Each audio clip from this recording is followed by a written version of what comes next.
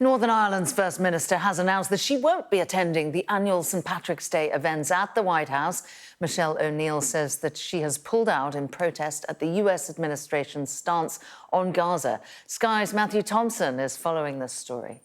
I mean, in fact, it goes back, certainly Sinn Féin politicians being invited to the White House goes back to the misty days of Bill Clinton. He invited Gerry Adams in 1995, not uncontroversially, of course, because that was a few years before the signing of the Good Friday Agreement, and Gerry Adams in some circles was something of a pariah. And since then, it's become a real fixture on the calendar for Irish and Northern Irish politicians to make the trip over and do a lot of glad handing.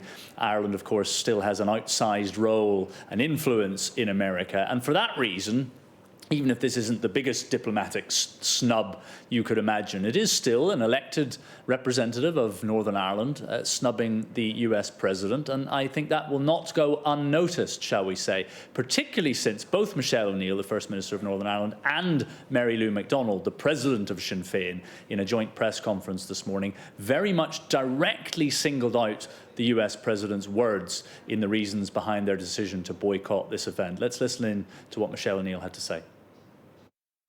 The decision to not travel to the White House has not been taken lightly, but it is taken very conscious of the responsibility that each of us have as individuals to call out injustice when we see it.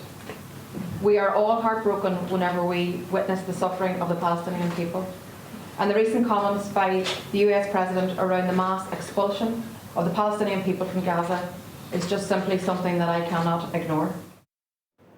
Now, I think there are a couple of interesting things to pull out of the press conference. The first is both of them, particularly Mary Lou McDonald, said that they would welcome and support the Irish Taoiseach, the Irish Prime Minister, Micheál Martin, going to Washington and making his views felt. They felt that was appropriate for him to do.